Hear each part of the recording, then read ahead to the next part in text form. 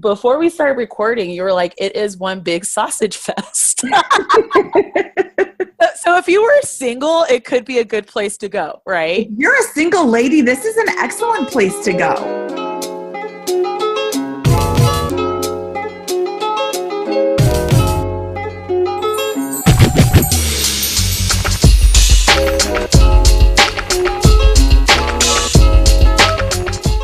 Everyone. So, okay, I'm going to admit something that's a little painful and a little embarrassing given the fact that I really wanted to share this post and podcast about the Great American Beer Festival and the top 10 tips or the top tips that people should follow so they can have a kick-ass time. I actually really don't like beer. In fact, I'm more of a cider, wine, liquor drinker. So this is why I've decided to reach out to my beer drinking friends who have gone to the Great American Beer Festival so they can school me on all things this festival. So I'm hanging out right now with my friend Tim. He is a blogger who runs the blog Go With Less.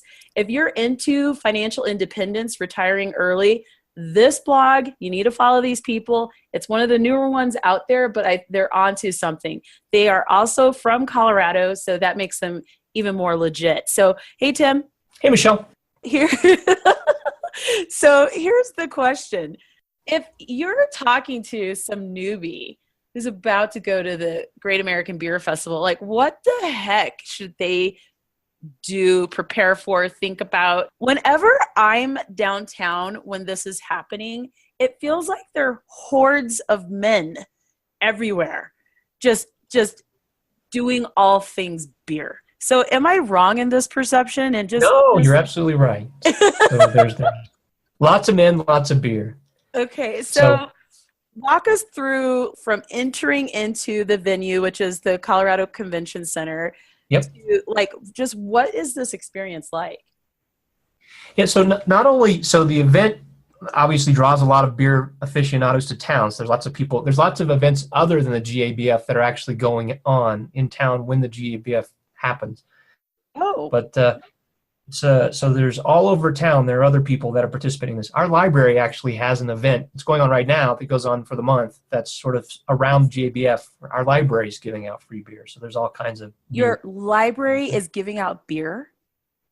That's correct. They have like meetings at local breweries, and you have to ask to be on the list. But basically, you can go and participate in free beer events that our library is sponsoring at local breweries. Do you read a book, or like how does mind blown? It's a beer event. Our library is a great resource. That's another topic, but it's a fantastic. You guys, you heard it first. Colorado is legit. So you've got all these other events happening throughout the city. You guys actually live further south, so you're not even in Denver proper. So we live in Douglas County, and so that's so our library system down here does this associated with GABF. Okay. So what other events have you seen, and then just walk us through some of the things that people should expect. Yeah, just everybody that's in town that has anything to do with beer will have events associated with this. So they'll have happy hours where they're giving away free beer and other sorts of things. So other than the library, I can't speak to any of those, but so what the draw is to the GABF is that obviously I believe it's the biggest beer event in the country. So they have over 3,500 beers that are on draft when you're there, and over 800 brewers. So it's an amazing event. And so one of the things, I guess one of the main tips is when you show up, there's going to be a line for everything, including to get into the event, to buy a T-shirt, an event to get your favorite beer. There's lots and lots of lines. So don't be afraid to wait in a line. All the good stuff happens on the other side of those lines. And so I wouldn't be afraid of any of the lines you see. However, when you show up for the event, it's best to show up a little bit late. Otherwise, usually the line, if you're not there 4 hours before the event, the line wraps all the way around the convention center. So if you show up 20 minutes before it's time to open, you're going to be walking for a mile to actually get in the event. So it's probably not a bad idea to show up a little late, and that way the line's cleared out and you can just walk right into the event. When I say a little late, maybe an hour in, but you'll get your fill of beer if you stick around to the end of the session if you show up a little late. Do they have classes or like actual sessions? Do you learn about hops, and are there things like that? Not that I'm aware of. So there's all kinds of things that go on around so it's a competition. So it's not just a beer drinking festival. It's also a competition. It's also, I think, the premier competition in the country. So if you get a gold medal from the GABF, your beer is going to sell like crazy. And so they have a competition that's going on during the festival as well. And so there's judging going on and all sorts of things going on in the venue. They also have a food pairing event that costs a little more. And so, and if you haven't, if you're interested in the GABF, you probably already know tickets sell out like minutes after they go on sale. So you can find them on Craigslist and things like that, but don't expect to show up in Colorado and pay and get into the GABF. You're going to have tickets before you get here. How do you avoid getting sloppy? So, you're enjoying your beer. I've seen some sloppy shenanigans during this week. So what are the 2 top tips that you would share with would-be attendees so that they can, and also this goes back to lines, like you're sampling beer, sooner or later, you got to go. So that's right. How do you keep from being sloppy, and how do you keep from basically peeing on yourself? Yep. Well, the peeing on yourself, I don't know that I can help you with. So that's just something you'll have to manage. But so one tip would be, when you do get a sample of the beer, you don't have to drink the entire sample. And the samples are going to be pretty small to start with. But if you just take a sip of the beer, just have the sip and then dump the rest of the beer out, that's perfectly acceptable. And so, again, you're going to have unlimited beer. So the idea is you get to try everything that's there that you would like to try, but just take a sip instead of actually drinking the whole beer. And they'll let you pour it out. There's a bucket right there to pour after you've actually had your sip of the beer. Also, it's maybe you come at the event, so they have an app now, and I've never used the app, but where you can actually have a strategy when you go in. So the brewers are all organized by region. So there's like a mountain region and an East Coast region, and so you can plan to go and see the brewers you want to see. And maybe that's a way to sort of put some limits on what you're going to do. If you pick certain breweries and you have the beer you want to try picked out before you actually show up, you can be a little strategic about your drinking as opposed to just slamming them down. Also, another tip that I thought of is you can bring a plastic water bottle in. It has to be empty, but you can bring a water bottle in, and you're going to want to have a lot of water if you're drinking a lot of beer. That adds to the bathroom issue, but certainly you want to stay hydrated if you're drinking a lot of beer. Well, the convention center is humongous, and it has a ton of restrooms all throughout the facility. But is there a certain restroom that's always available? Unfortunately, no. Sure, you just wait in long lines for the restroom, period. So as you probably are aware, the men's line is going to move faster than the women's line, but there's fewer women at the event than men, so maybe that makes up for it a little bit. But usually, even the bathroom lines, even though they're long, they move pretty fast. So all the lines are moving fast. Is there going to be food available, like little munchies and stuff at different tables, or? Yep, there's food. They have the vendors that are in the convention center that sell hot dogs and pizza and whatnot. They're open, but it's probably a good idea to eat before you actually go into the event, because that food's not very good. It's also probably going to be pricey. And so you also want a little food on your stomach before you go in, just because you're going to be drinking a lot of alcohol. So it's a good idea to eat, I think, before you actually go into the venue. And finally, is there live music, or is it just a cacophony of people talking and no music? What's the atmosphere? It's like a big party. They have, in years past, I've seen karaoke, so they have karaoke at the event. They also have, I've seen silent disco at the event. So they have different sort of entertaining things going on during the event in addition to just simply drinking beer. Nice. But people are dressed up. It's a great time. So if you have some beer regalia, this would be the time to pull it out of the closet and wear it to the event. It's just, it's a big, great, fun time. And how many times have you gone to this? Is this your second or third time? I think I'm actually not going this year. So my wife and I are going to Paris. So, life France, is hard. So, but this year, that's right. Exactly. But in addition to participating, so I was my prior financial independent life when I was a sales guy. And so I could actually buy tickets with my company, and I would take customers to the event. So I did Wow. that 3 or 4 times. And then Amy and I have also volunteered to participate in the event. And so in the past couple of times I've gone, I've actually gone for free because I volunteered for the event. And actually, now that you've mentioned volunteering, did you guys sign up like at this time last year or this time? Basically, did you sign up to volunteer a year before, or did they have a call for volunteers close to the time of the event? So usually the volunteer community is, you have to know someone to sort of get in on the volunteering. So they will send out a notice like right after this event, I think, saying, we're looking for volunteers. And with their website also, I think, has a list. But oftentimes the teams are full. So if you know somebody who is involved with the event, then you ask somebody and whatnot. But I think they're on their website, they may have a link to go and offer up your volunteering if you'd like. If you're interested, I would do it a year beforehand. So the spots fill up quickly. So it's not like these are just, they have plenty of people wanting to volunteer for the event. All right, everybody, you heard this first. Tim is so awesome. I'm very jealous that he and his wife are going to Paris, one of my favorite places. If you are interested in financial independence, make sure you check out their blog, Go With Less, at gowithless.com. And I appreciate all of your tips. I will also reference them in the blog post that will be connected to this episode as well. Thanks, Tim.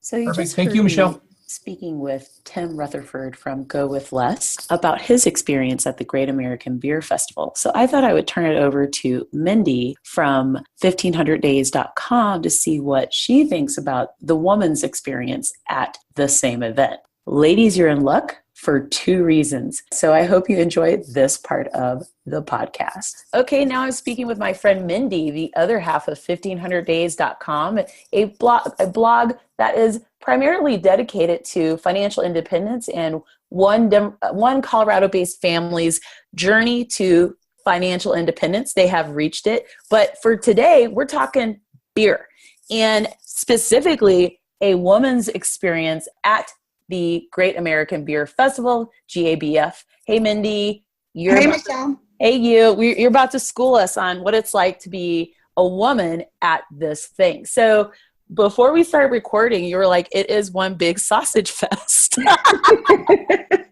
So if you were single, it could be a good place to go, right? If you're a single lady, this is an excellent place to go. The problem is the tickets are really hard to get. So if you got tickets, if you can get yourself some tickets and you're single, you put on a big t-shirt that says, hey, I'm single. Let's connect. Let's talk. But everybody there is super nice. You walk up to anybody and start talking about beer and they talk back to you. It's really easy to have a conversation. I can go on forever about that. Let's get to the tips about the actual beer festival. They have an app. There is a free app for your phone on both Apple and Android. It's called the MyGABF app, and you should totally download it because now the app for this year hasn't come out yet, but last year's app had a map on it. So if you want to go to Russian River, you can find them on the map. You don't have to wander around. My top tip for going to the GABF is to pace yourself. I can't remember if the tickets are for 2 hours or 3 hours. I don't remember what the tasting session length is, and you're only supposed to get an ounce of beer, but you would be surprised at how fast you get loopy on an ounce of beer. Like an ounce of this beer, an ounce of that beer, and all of a sudden you're like, whoa, I can't even stand up. So wait a minute. Let's talk about this timing thing. What do you mean timing? I thought that like if you had tickets, you're just good for the weekend. Am I incorrect in thinking this? Like what's happening? Well, I hate to say you're wrong, but you're wrong. The tickets are for a short amount of time, like a 2-hour time span, I believe. I'm trying to look it up right now. Probably should have done that before. So literally you go in for 2 hours and then you're out? Like how do they know that you've hit your 2 hours? They clear the whole thing out. What? There are sessions, and you can buy the session for, I want to say it's 2 hours, but it might be 3. You buy the session, they let you in Everybody goes in, and then they clear the whole thing out before the next session goes in. Oh, mind blown. I wonder if they have press passes. You should totally go in there. That's for next year. Suggestions, because there's so much to talk about, and you only gave me 5 minutes. I can talk for like hours. So as a woman going, what are some of your tips in terms of scouting out the restrooms? Like, do we have the crazy lines that the dudes do? Or No. is there a specific restroom that you're like, no one knows that it's there, that's the one you go to? Or so yeah, the women's restroom. The women's restroom is the one that nobody knows about. They're everywhere, and there's no ladies at this. And there are other women at the festival, but it's mainly a guy thing. So you don't have these crazy lines. You don't have any lines. It's like the one place where the ladies walk right in and the guys have to wait in line for a super long time. Nice. Is there an opportunity to buy additional passes once your pass is done over the weekend? See, that's the problem. The whole thing sells out so quickly. You can get other tickets, but I mean, it's just like any other scalper sold out event. You would have to find somebody who is willing to give them up. Have you ever attended the other events outside of the convention center? You know how like different breweries or different event promoters have events that kind of piggyback on this week? Do you attend those? So Tim was also mentioning how his library was actually doing all these events at breweries, and they were getting free beer. And I was like, that's the most Colorado thing I think I've ever heard, to take a phrase from Kyle Clark. So have you or do you currently participate in events outside of the actual event? Not connected to this actual event. I live in Colorado, so I have the opportunity to go to microbreweries all the time. I think our city has like 11 or 13 microbreweries in this tiny little town. So there's always something going on. The biggest one is Left Hand Brewery and Oscar Blues, and they always have events like Hops and Handrails in February or March where they have snowboarders and beer. And Candide is a benefit with beer and music. So basically you don't need to go to the ones that are literally happening, because like Meow Wolf and different organizations are starting to have events kind of to usher in this year's GABF. So I guess what I'm saying is there are events that happen concurrently. So you don't typically go to those because you already have access to cool things throughout the year. I really do. I don't want to be like, oh, I don't need to go to that. But it's the Great American Beer Festival is so crazy. There's so many people there. There's so many people in that specific space of downtown Denver. It gets to be a little much for me. And I guess, so do you typically like eat before you get there, or what's your process? Absolutely eat before you get there, and bring yourself a pretzel necklace. A pretzel necklace is literally string with a bunch of pretzels on it. You can do bags of pretzels. You can do regular pretzels. They help fill up your stomach so that you're not getting all of this alcohol just hitting you. And while it sounds really awesome to go to a beer festival and get super drunk, it's actually not, because you start to, the whole purpose of going to the beer festival is to taste these different beers that you don't have access to in your local area. The best beer I had last year was from some little place in Florida. It was a peanut butter porter, and I kept going back to that booth because it was so delicious. And they don't sell out here, so I can't wait to go to Florida and get some of this beer. But you can discover a lot of really cool breweries. Lawson's Brewing Company in Vermont was here a couple of years ago. If you like IPAs, Sip of Sunshine is like the best ever. And it's really neat to see all these different breweries that you don't have access to and taste the things that, sometimes it's worth a flight to Florida for. What would you say to attendees who are coming to Colorado? Like, what would be your number one piece of advice for out-of-towners who are coming to our lovely state? Bring a chapstick. Bring an empty water bottle and fill it up and drink it all the time, and pace yourself at the brewery. If you are coming from sea level, you can't drink as much as I can. It's not a challenge. You just can't drink as much as I can because I live at altitude, so I'm used to it. I don't know, it's some sort of science term, but alcohol affects you differently if you're not used to living at altitude. So you will taste 5 beers and be wasted, or, however. Feeling pretty damn good. Yeah, it's so you definitely want to drink a lot of water because we're in a desert. People don't think that because we've got all this snow in the mountains, but it's in the mountains. It's not here. We are a desert and it is very dry here. So chapstick for your lips and drink a ton of water. And pace yourself at the beer festival. Try the things that you really want to try. If you walk up to a booth and they don't have your style of beer, go to the next booth. I only like stouts and porters. So if you don't have a stout or porter, I'm going to move on. My husband likes IPAs, so he tastes all the IPAs. Really, truly limit yourself to what you like because there's way more than you can drink. Do you guys normally stay in Denver when you go to this, or do you have like a designated driver, or you take public transit? We have a designated driver, and there are designated driver tickets.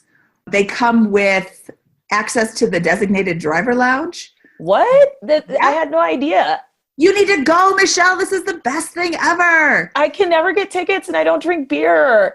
Well, okay. But I could be the designated driver. You could be the designated driver. And I think the designated driver tickets are also sold out. But yeah, you get access to the lounge, which I think has sodas and pretzels and a TV. And the designated driver really is not supposed to drink at all. Well, for obvious reasons. So yeah, they don't get the they don't get the tasting glass. So here, let me walk you through this really quick. You line up, and the line literally goes around the building like 12 times. You line up, you go in, you get searched. They want to make sure that you don't have guns, which is, nice. Reasonable. Reasonable, yes. You get searched, you walk in, you show them your tickets, you go up to the second level, and there's the big tasting room. You actually wait in line to get your glass. You wait in line to go in. Once they let everybody in, you just go to the places that look good. There's a map on the app, and I don't mean that to rhyme. It just happened. It's not a crime that it rhymed. Oh my gosh, it is a crime. So there's a map on the app, and if there is a brewery you really want to go to that one first. There's a brewery out of Indiana called Three Floyds. They make amazing beer. They are always out. Like, not always. I mean, they always have beer there, but the really good ones are gone because people know where they are. They look ahead. If you happen upon it at the end of your session, you're probably not going to get to taste what you were looking for. So go to the breweries that you really want to go to first. Do a little bit of research beforehand. Taste those. First of all, taste them while they still have beer, and taste them when your judgment may not be clouded by 40 other beers. Oh, fair enough. Feel free to dress up. People wear some of the ugliest clothes I've ever seen in my life. I love beer, sweatshirts. They wear headbands made out of fake hops. I saw a guy with a crocheted hops hat that was cool and ugly at the same time. I took a picture. There's a lot of creative stuff. So if you want to show your love for a certain brewery or a certain hops or, whatever, dress up. It's a lot of fun. And finally, the sessions, are there sessions that teach you technical stuff, or is it just the competition itself? I actually don't know. I've always been too busy drinking the beer. Okay, so I'm going to lean towards, I actually asked this to Tim as well. I think there are no sessions like the things that I'm thinking of. I actually attended Comic-Con this year, and I didn't understand that I'm going to do a similar episode for that one, but I had no idea that there were actual sessions. So now for any of these kinds of events, I ask about that because Comic-Con kind of blew my mind with that opportunity. But I feel like with an event that's kind of around alcohol, the attention might not be there to really learn about all the techniques and stuff. So, which, it feels reasonable. So everyone, you heard it from my friend Mindy. She schooled us on several of the things to think about. Ladies, this is your one time to never wait in line for the restroom, which is so awesome. If you're into financial independence, you're all excited about that.